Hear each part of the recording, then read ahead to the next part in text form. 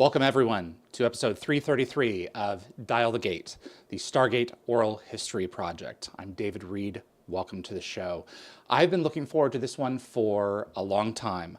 Lou Diamond Phillips played Colonel David Telford in 2 seasons of Stargate Universe. He has an extensive list of credits, which I mean, speak for themselves. But more recently, he has become an author as well. And his series, The Tinderbox, is available everywhere in multiple forms, particularly audiobook, which is the version that I prefer. And last year, the second book in the series, Underground Movement, was released. I just finished it last week, and I'm really looking forward to talking with him about it. Mr. Phillips, hello, sir. Welcome to the show. I've really been looking forward to having you. Thank you, and your last name certainly encapsulates your being. You are a person who reads. Listens. So I actually don't care to read very much. I'm an oral learner, so if there's ever an audiobook that comes along, I'm mostly a nonfiction reader, but this one grabbed me. I have to say, as soon as I heard that you were getting into writing your first novel, when it became available for pre-order on Amazon, I was one of the first who signed up. And Wow. it's been such a refreshing, how do I want to put this? It's been so refreshing to go in and watch and read material that doesn't take itself extremely seriously, that isn't like pounding it in like I have something to say, that I can go in and dip in and out of it. And it's like Star Wars, where it's almost like a high fantasy, but with the sci-fi elements built into it. And I didn't realize how long this has been like brewing with you. This goes way back years. Yeah, yeah. No, it's and you're right. It is. I've described it on occasion as Game of Thrones meets Star Wars Yeah. because its roots certainly are in fantasy. And that's also why we, try to define it as sci-fantasy. What's funny is that, once it was being published and we were listening to other people, editors, agents, publishers, all of that. It's like okay, this is a great YA novel. I'm like, I Yeah. didn't really set out to write a YA novel, much as I'm sure Shakespeare didn't think Romeo and Juliet was a YA novel. But I just wrote it. And the funny thing is that it was 10 years in the making, the first Wow. book. Soldier of Indira was about 10 years in the making. When my wife, Yvonne, and I first got together, and we've been together 20 years now, you're getting to know one another, and thank you. I know that's an accomplishment in It is Hollywood. in and of itself Well, these days, especially. But yeah. she's an Uh, amazing artist. Unbelievable. And I am going to take a little bit of credit for getting her back into her drawing because she had abandoned it for a while. And so we getting to know each other, I got to see her artwork and she got to read some of my writing. And all of a sudden, so this is something that, did not present itself immediately at first blush, so to speak. And I saw some frames that she had done. She was going to do a graphic novel version in manga style of Hans Christian Andersen's The Tinderbox. And I was like, this is a movie. This is a movie. And she went, great, go ahead, write it. And so this is prior to Game of Thrones. And so I decided to set it in space because, if I'm going to write a movie, it's I want it to be somewhat commercial. Was this And before Universe? yes, Okay. actually. And so I started dabbling with it. And off and on, I thought, man, am I doing this? Now to back up even further, I wanted to be a writer in my early teens before I wanted to be an actor. And you wrote a very, very, very bad Stephen King ripoff in high school.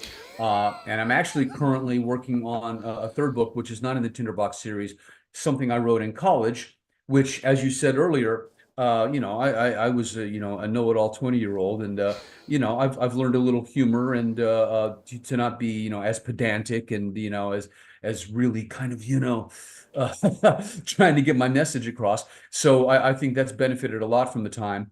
But getting back into narrative writing after years of doing plays and screenplays and whatnot was a bit of a challenge. And so I would write off and on because my day job kept getting in the way. And it wasn't until Longmire, when I'd written like 4 or 5 chapters, that I turned to Craig Johnson, the author of the Longmire series of mystery novels, of which there are like 20 now. And I said, would you mind reading something that I'm working on, and let me know if I'm wasting my Yeah, time? don't BS me. Be serious about this. A Yeah. 100%, because Yeah. I'm taking, I've been pursuing this. And he read it and he goes, no, no, no, you have to finish this. You really have to finish this. And I think in the acknowledgments, I also point out that it was Craig's idea to magnetize the broadswords. He goes, I've never seen this. Let's do this. I went, hey, that's great. And it also, becomes a really good plot device in the sequel as well. So Right, exactly. yeah, and then so I went along with finishing it. It took me a couple more years after that. And then I have to say that once I finished it, really the other great piece of advice and help I got was from a dear friend, Chris Bojalian, who was the author of The Flight Attendant, and he has The Jackal's Mistress out right now, and once again, multiple New York Times best-selling author. And he read it and loved it, and gave it to his agent, because I didn't have a literary agent at the time. And interestingly enough, Deborah Schneider had tried to sell my original book that I wrote almost 30 years ago. I actually wrote it 40 years ago in college, and then, did a brush up on it when I got to Hollywood. And now I'm brushing up on it yet again, 40 Okay, so years this later. is the one you're cleaning up a little bit. Is Yeah. this for people who have enjoyed these books? Is this something they'll find accessible, or are you going 90 degrees? Uh, 90. It is an Okay. absolute 90.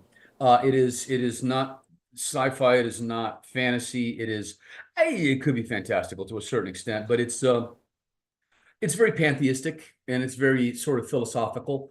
And Once again, my literary touchstones reveal themselves, very obviously many times. And this book is most definitely a stab at Richard Bach, who I loved when I was in college, Ah, and even prior to that. So, illusions, uh, God, what's the full title? Illusions, The Adventures of a Reluctant Messiah, yeah. Jonathan Livingston Seagull, that sort of thing that is unabashedly philosophical and self-reflective. I am, as I said, a lot more entertaining than I was when I was 20. Yeah, I was, as brother, you're a hard man, shouting in the street, going to make a big noise someday, So, There's nothing yeah, wrong with that, but I mean, you benefit from having found more facets within your own voice and kind of sharpening your perspective, as it were, and then sending this out into the world a little bit later in your life, as opposed to some yes. people who start really early and like, well, it's published, but it's not that great, but at least it's something. Now I have to work on it even. You've had a chance to. You've been refining through your various arts that you have been working through. I think that's a great point, David. I mean, people always ask me, what do you like better, and my stock answer is always, my favorite genre is the genre of employment. Um, but I'm also Right. somebody that I can't sit around and do nothing. No. But being an actor and being a writer and a director and to a certain extent a producer, I look at them as all branches of the same creative tree. And if I was to, pick one moniker, it would be storyteller, you know, Yeah. and how Yeah. and how do I channel that? What is the avenue by which I'm going to tell you these stories? Am I interpreting it as an actor? Am I creating it as a director or a writer?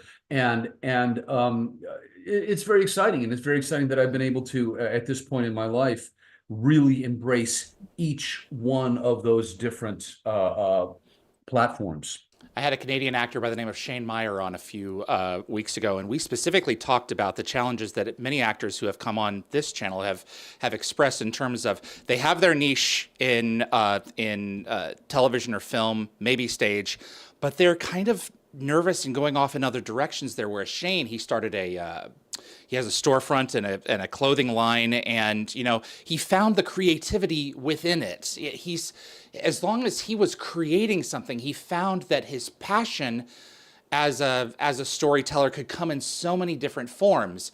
And here you are expressing yourself in the novels, which is great. And I'd like to insert here to kind of wet people's whistle who haven't explored it. My dad's favorite novel is Dune. I found it much later after the Sci-Fi Channel did an adaptation of it in 2000. And the book was very inaccessible in terms of the language. And had I not seen the miniseries, I wouldn't have jumped into it as I did.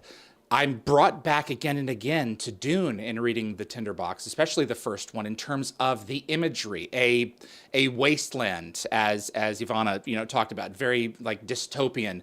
But the text, and I tried to bring this up in the post that I did yesterday online. The text is not inaccessible. What you've done is made something that when I'm reading this, I'm not reading young adult. I'm not reading like Harry Potter book 4. I'm reading something that anyone can really just pick up and go with and read a couple of chapters here and there and set it down if they can manage to sit it down based on their schedule and just keep going with it. You've, I think, bridged not just genres, but age groups in terms of a piece of entertainment that works in book form and maybe could hopefully get adapted in some other form? That's the next question that I wanted to ask. It's funny because, as I said, I originally said, thought this was going to be a movie. Yeah. And so I did. I wrote the screenplay. And I got to the end of the screenplay and I went, holy shit, this is so expensive. Nobody's giving me this much money to direct it, I mean, it would be a very, very expensive sci-fi movie. But my manager then said, well, write the book, create the whole world, put your stamp on it. And then, if James Cameron wants to buy it, you're good, that's how I said about writing the book. The funny thing is now all of a sudden it is firmly in the sci-fantasy world. And the first thing, Yvonne says, because she's got to, illustrate it, she goes, I don't do sci-fi. I don't draw spaceships. I don't draw weird animals, And she really got out of her comfort zone.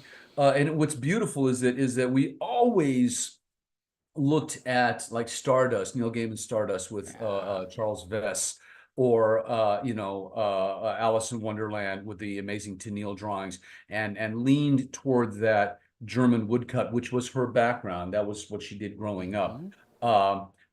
Meets kind of a steampunk, kind of a graphic novel, a flair, and that kind of describes or encapsulates the illustrations of the first book. In the second book, I was sort of amazed with where she went, because she was using markers a lot more. And so she used markers, but in a grayscale that may even be more graphic novel oriented than the first one. And it's absolutely beautiful. But now that I've written both books, and especially the first one where I took the screenplay and I expanded on it, and it was like, oh, okay, well, he's thinking this. Why don't I write a scene about that? And building up the supporting characters and whatnot, and building up the backstories of some of these people, and getting into the different motivations of the supporting characters, all of whom I love. And so now I really do believe that if it ever gets filmed, the proper way to do that would be a series. I think a 10-part series, and right now I have two seasons of it. Wow. Yeah, exactly right.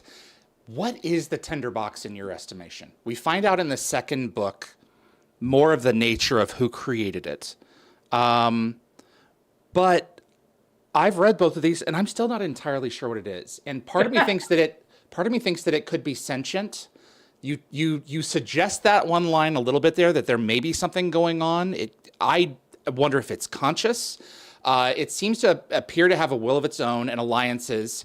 But I really got to ask, Lou, does it ever run out of matches? Right? Exactly. Does it make more inside itself? You They know, never run out. that's very funny. That's some of the magic to it, Yeah. the alchemy and the whole idea that there are other forces, metaphysical forces going on, You've got a the MacGuffin up there akin to the Ark of the Covenant oh my, I can't believe you in said that. That's palm-sized form. exactly It what I was fits thinking here. about. You open it up to your peril. You may get a Exactly. warrior to come out. You may get some kind of a probe device come out. You may get a Stargate to come out. If And it's judged you. It has and prejudged you, Yeah, and so there's more of that, without giving too much away. But yeah, a major plot twist in the second one that reveals that it perhaps like AI can regenerate itself or generate other life force or whatever else, and a real, I think, reveal about Rex, the second dog. You know, yeah. There's some so backstory reveal there that was like, when I got to the end of it, I was like, oh, you can't leave it at that. We have to have a third. So, which is interesting because it says again, this is a standalone book, which I yeah. really thought of it as, this is a firm part two, but evidently, I think, are you trying to say that you're in the future keeping it more open-ended in terms of, I may tell a story if I come back to this way earlier. I'm Well, allowing myself to go other places. yeah, once again, um, it was the publisher, and bless them, they've been fantastic. They've been absolutely wonderful, and I have to say, Rhett Bruno, who edited the first one, really, really helped bridge the disciplines of writing screenplays or stage plays to Mm, writing a narrative. I mean, he gave me some real fundamentals that I think really sharpened up the whole story. mm. But it was once again the publishers. We're going to call this one a standalone, even though a lot of the characters repeat, and some of my favorites come back. And in addition to introducing some new ones, but it can stand alone. But it does build upon feelings and arcs, from the first book. Yeah. So reading the second one certainly benefits from having read the first. Oh, Uh, for sure. yeah, yeah. And I'll be honest, it's like we always hoped that there would be a second book, and because of people like you, the first book did so well. It was so well received. And right at the perfect time Reviews, with COVID and everything else. It could not have come yeah, at a better time, man. yeah, and with sales and whatnot, and many people who said I would like to revisit this universe. Yvonne and I really set our sights on doing a second one. Mm. And but what was interesting is that we thought, okay, well, we'll raid the fairy tale world again, you know, with twins and whatnot. I mean, there's lots and lots of source material there. But I couldn't quite get my head wrapped around it. And then one day Yvonne said, "What about this?" And she laid out the plot of the second book, which is why she gets the story credit on the cover, Hmm. because it was her idea. And so yeah, once again, just like her drawing was the inspiration for the first book, it was her idea to go the direction we did. And so by doing a time jump and introducing another threat, a different threat, uh, But not completely out of the ordinary. It could what I exist love based on about the it, universe that's been established, the it cracked really planet. felt it really felt to me as if she pulled this plot Yep. from between the lines of the first book, Yep. because it makes all the sense in the world, and as you said, it expands on uh, a premise that we introduced in the first book. Like many titles, underground movement is a multi-layered term here. And I have one more. I want to trumpet you one more time before I get into Stargate Universe. We'll circle back around to this at the end.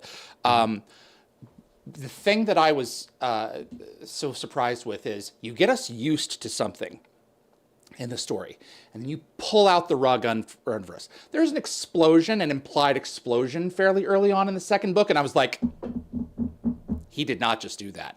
I know. And then it's like, he may have done that later on, because it's very much a MacGuffin. This device, this tinderbox, you're set up at a certain point to think they can deploy this thing and it will protect them under any circumstance. In the climax of this book, which was a very interesting choice, I don't even know if you're consciously aware of it or not. It's not in the climax.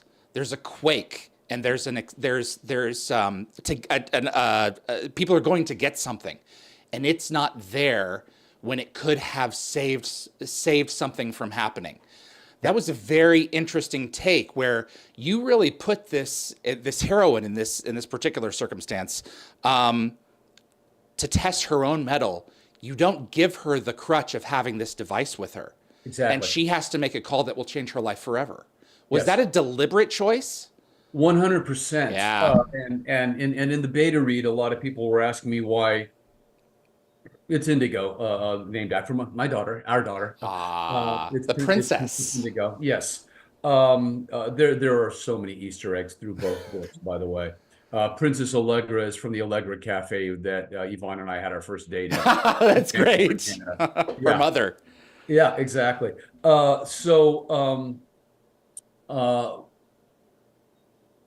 In the beta read, a lot of people were saying, well, why doesn't her brother go with her? And it's like, well, if you look at the arc of that character, she needs that moment of reckoning. She needs that trial by fire. Her arc, it's necessary for her to go through this and to deal with this alone, like many great heroes. I mean, like her father did in the first book.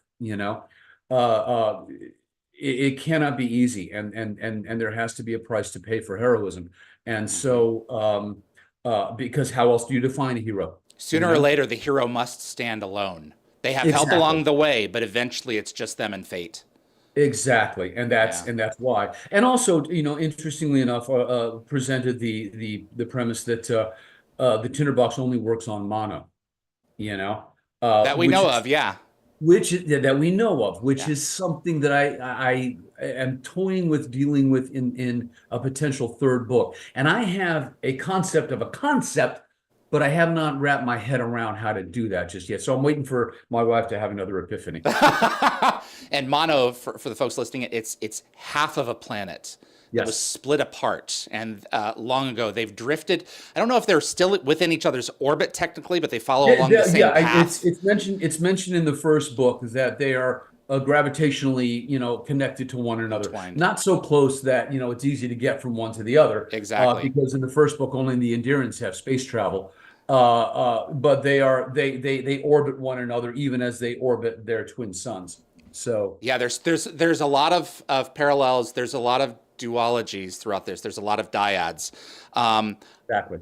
If you're listening, I haven't put the link below yet, but I will in the description afterwards. Go and check it out. The books are available everywhere online. I recommend the audiobook, but you don't get Ivana's art. So yes. I'm going to go out and pick them up just to have a look at the art. Lou, Stargate Universe, in many respects, is my favorite of the three series. And this is kind of what I do. I had a friend who made me, this is a spinning Stargate that actually works except for the puddle.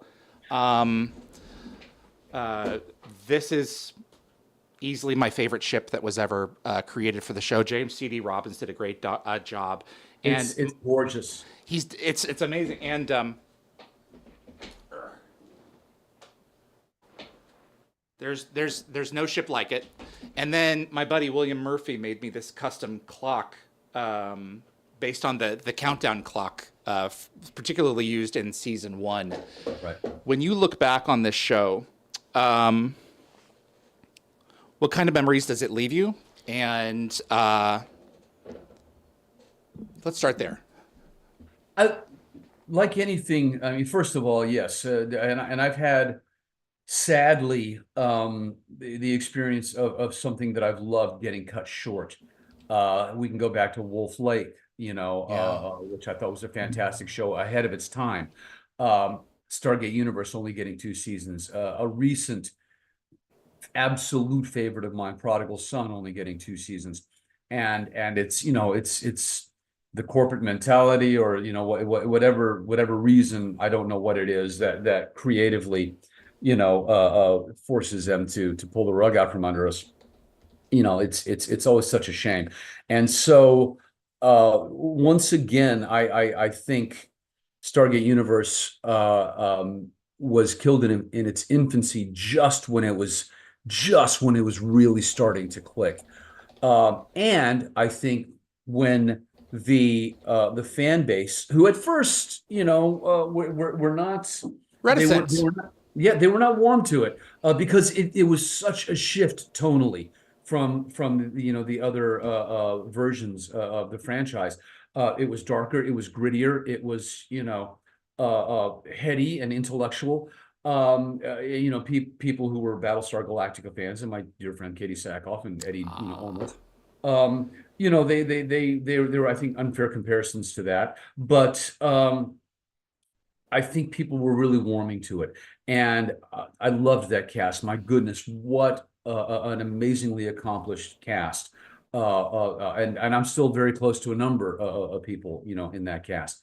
So we had a fantastic time doing the show, and what's fun is that Telford was recurring. He's not in every episode. I was never a regular, but it was through the first season where the fans really responded to him, as much of a prick as he was. Well, he had his reasons for that, but he was the one who was supposed to go, Yeah. and instead he's fighting in the F-302 to save to save, as many as possible. What an arc for that guy. I just Amazing arc, and Yeah. it was going to continue. He was going to, like we had talked about earlier, embrace his inner hero in the third season. I had already been given the broad strokes. Telford was going to be their, hope on Earth. He was not going to let go getting Destiny back. Right. And Wow. I think come to a really, great understanding between him and Young. And so that character evolved, over the 2 seasons. And at one point, I had to turn to the writers and say, have I done something to piss you off? Did I park in your space? Because you've killed Telford now 4 times. You know? Oh man, did you ask them early on in season in the first season or at some point there? You guys have had such support over with the U.S. Air Force over the years. Why is this colonel such a prick? Did they tell you he's under mind control, or are they like just keep playing it? No, no, no. Yeah, yeah, yeah. They didn't tell me because I think, you don't want that little, nugget to leak through in somebody's performance. So, and I played a lot of bad guys, and you always have to say, okay, the bad guy is the hero of his own story, Mm, and you cannot hold him at arm's distance, and you have to embrace their worldview. So in the beginning, I had to play Telford, as blunt and as tough as he was written, and then to get the script, it's like, oh, he's under my yay. It was such a relief to suddenly start lightening up. well, it gave you a chance to play it a little differently in the second season, and actually show that 100%. these two colonels were allies, and everything that's happened between the wife, for crying out loud. I mean, come on, some of these What scenes here are what rather intense. one one of the most, if not the most interesting love scene I have ever done. Yeah, yeah. Oh, hold on just a second. Hyperspace incoming call. Yes. Yeah, this is your husband. Oh, gotta go. And Jeez. we're having a And it's virtual over. menage a trois. Nice. Oh, God. Mhm. I had a friend who wanted to know. His name is Kirsten. He actually met you at the convention a few weeks ago, where he brought up Dial the Gate. And thank you, Kirsten, for making this possible. He said, "What was it? Do you think that the character felt like he just he couldn't get his hold on the ship. He's there for a little bit, then he gets left behind on Earth yet again. At least a version of him does. Do you think at a certain point the universe is telling him, this is just not working out? We don't want you on this ship. Yeah, it's like the second string quarterback or the relief pitcher, Yeah, I can win this game. Just put me in, coach. that's right. And his selflessness does come out. He is ultimately a good guy. Although I do admit one of my favorite episodes was getting stuck on the that seed ship with all the little The aliens. Ursini.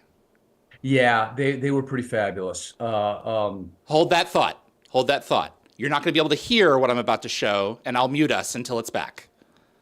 So the patient says to the doctor, I said ping pong balls, not King Kong's balls. Up high. That's good. That's nice.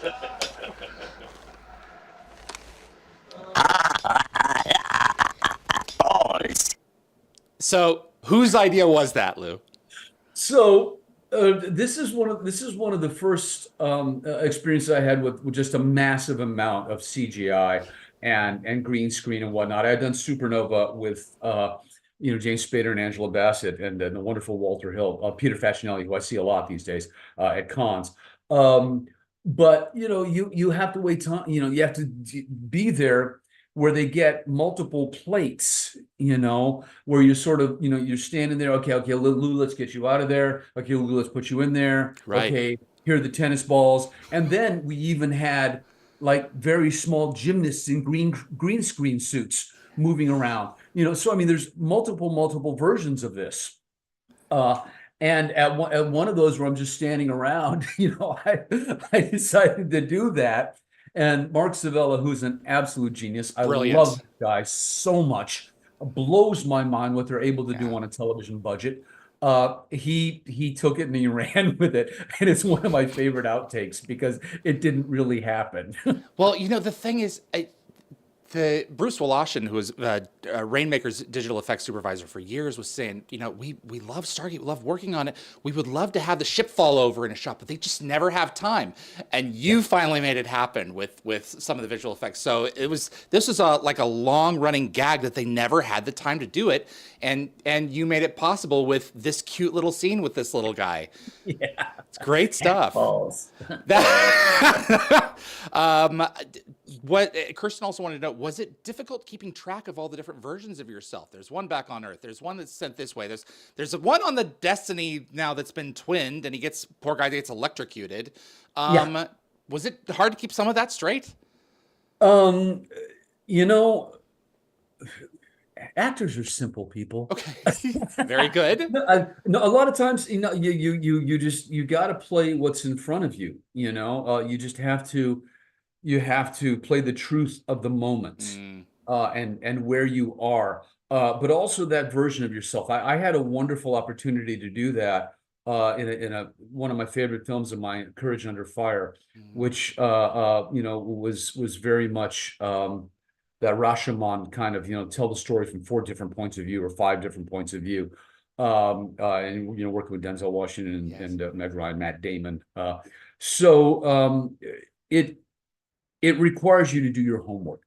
And now that I'm directing a lot more television myself, it just reinforces, something that I learned a long time ago, in theater, and that is, homework you do at home.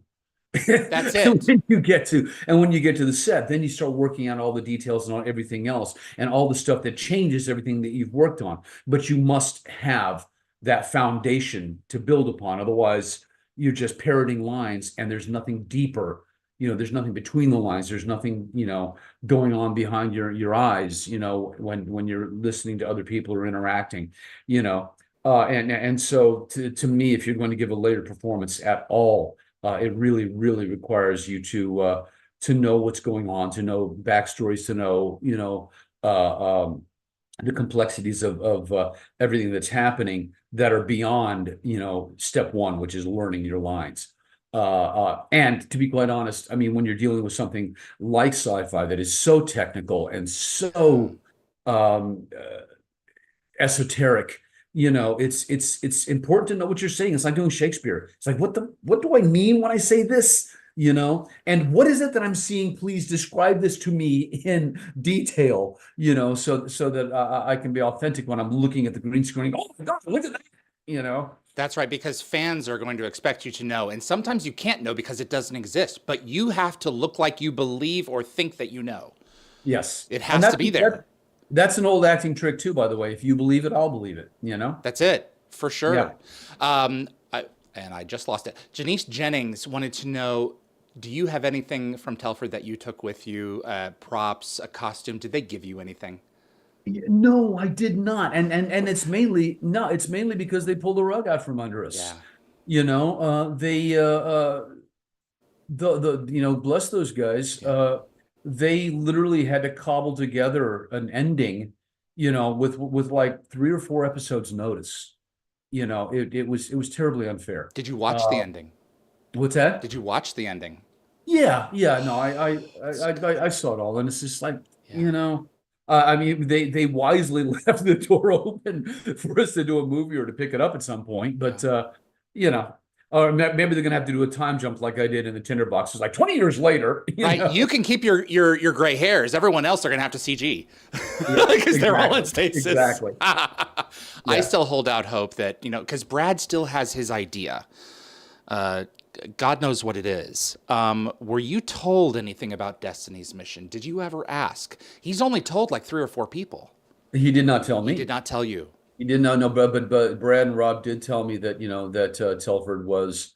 I think they were going to kick me up to being a regular. Even in the second season, I was still just recurring. Yeah. They were going to kick me up to be a regular and to be obviously much more engaged, in on a weekly basis to get everybody home. So for that reason alone, I'm disappointed. For sure. Yeah. I still hold out hope I that we'll didn't learn. know what the ultimate mission was supposed to be. One of these days, I hope we'll figure it out. Caroline Fleur, in whatever Brad decides to tell, computer animation has come a long way. That's what I told him a few years ago. I would love to see it told in like a 2 or 3 hour, computer animated movie or miniseries, and all of you come in and do the voiceover work. I'd be thrilled. Yeah, absolutely. Caroline Fleur wants to know, when you started Tinderbox #1, did you feel any kind of pressure to knock it out of the park because you're already an established celebrity in your own right? You're already known in other mediums. Was there a concern there that I can't put this thing out until it meets a certain level of my own personal quality?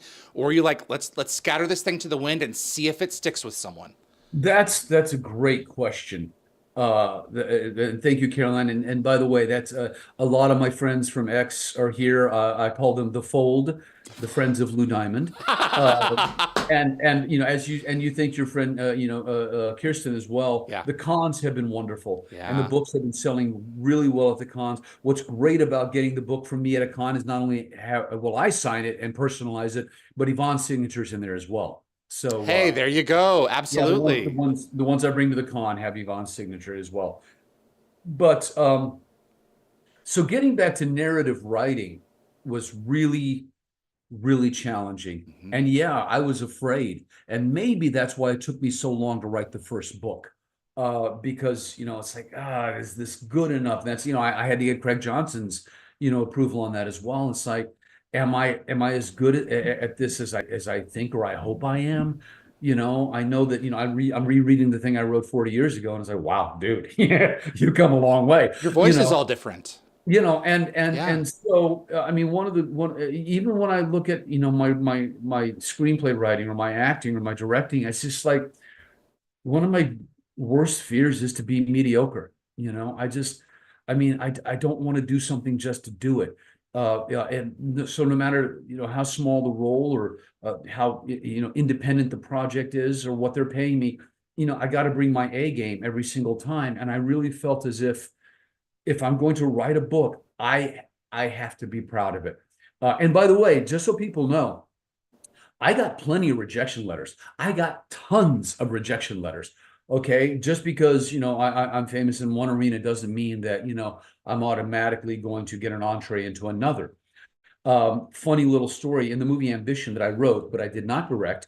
My character is a novelist because I've wanted to do this for a long, long time. Wow. And that character is burning some rejection letters.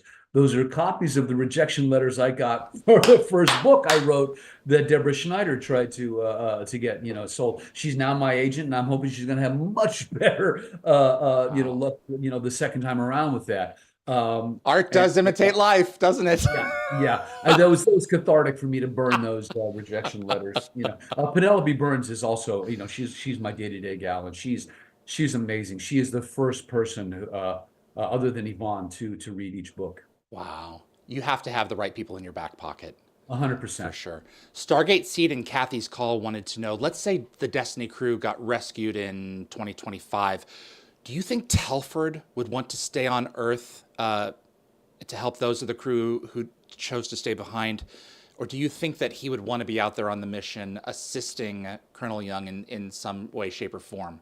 What do you think he would be wanting to do at this point in his life? Because he's been a colonel, he's probably a general by now. What do you think? Where do you think he would want to be at this point if it were done now? I think, and I think this was the plan, quite honestly. And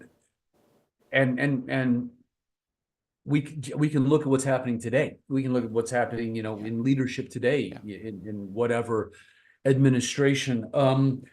FaceTime is incredibly important, and so to get anything done, to cut through the bureaucracy, I don't think that Telford could 100% be on the Destiny. I think he would have to go back and forth. I think he would have to be in those meetings, looking after that agenda. Otherwise, it would fall through the cracks. Stuff would be happening in boardrooms that he was not in. And so I think that it would be incumbent upon Telford, and he would be savvy enough, a politician at this point, to know that yes, he would try to be helping missions, aboard the Destiny, but he would have to go back to Command Central to make sure that, that particular agenda was getting its due. It makes a lot of sense. O'Neill would be retired now. I suspect he would have taken his place at the Pentagon for Homeworld Command. That makes a lot. Harvey and Todd the Wraith they were asking in terms of you becoming a main character. Eventually, with the show, that totally stands to reason, and I'm thrilled to hear, that was their intent. Because one of the things that Brad said in terms of setting this thing up long term was that he wanted there to be conflict at the beginning, but for them to ultimately work through it with each other and figure things out. And you begin to see that at the turning point for the second half of season 2, which I think is some of the best sci-fi that has ever been produced. And I'm just getting goosebumps thinking about it with all of the lineages. It was such a solid show, it was a solid show. The visual effects, everything was on their A game. Everyone was. And a cast that, it was a roster of actors. Yeah. Once again, diverse before diverse was cool. Exactly right. There's a reason that people are coming up to especially like folks like Elena and some of the others at conventions now saying, I get it now. I didn't then, but this show was decades ahead of its time in terms of its pacing. It unfolds like a good book, and it is the first act of a 3-act play.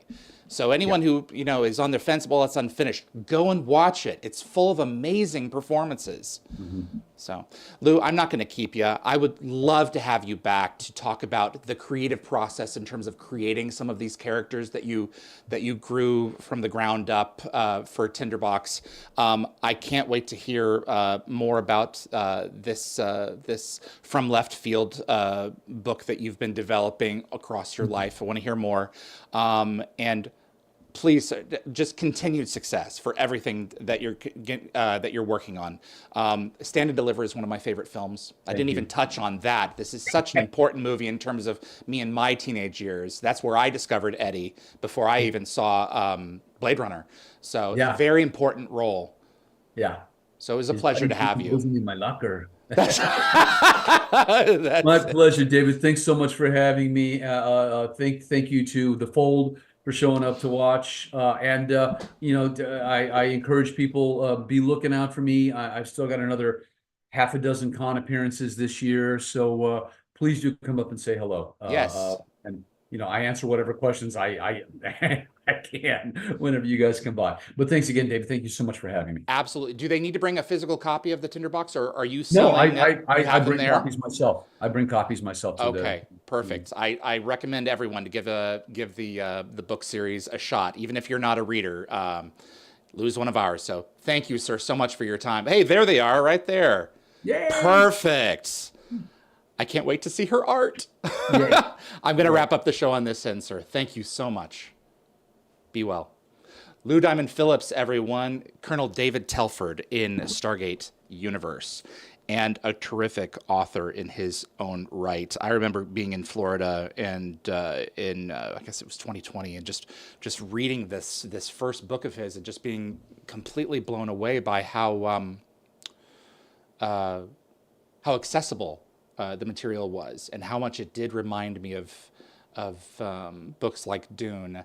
And I'm trying to think of the other one right now. It's running away from me.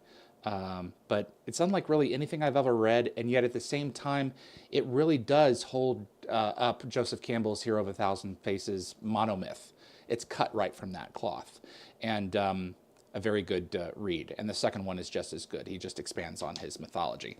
My tremendous thanks to everyone who wrote in questions for Lou. I'm sorry we couldn't get to all of them, but I'm thrilled that we had him for the time that we did. If you enjoy Stargate and you want to see more content like this on YouTube, click that like button. It really does make a difference with the show and will continue to help us grow our audience. Please also consider sharing this video with a Stargate friend, and if you want to get notified about future episodes, click subscribe.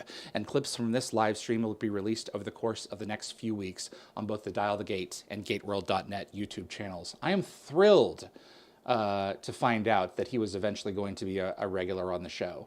And that they had plans to make him more of a hero in his own right, Colonel Telford, based on the position that he was in and what he was doing. Stargate Universe continues to be just one of my favorite sci-fi series all the way around, and it was a pleasure to speak with Lou and discuss it just a little bit. Thanks to my moderators, Anthony Rowling, Jeremy, Kevin, Lockwatcher, Marcia, Raj, and Jacob for making this and all of the shows possible on the back end. I couldn't do the show without you guys. My producers, Anthony Rowling, Kevin Weaver, and Linda Gate Gabber Fury, and Frederick Marcoux over at Concepts Web. He keeps dialthegate.com up and running. We've got more shows scheduled for the rest of June, and I'm starting to fill in July right now. My name is David Reed for Dial the Gate. I really appreciate you tuning in, and we will see you guys on the other side. Bye-bye.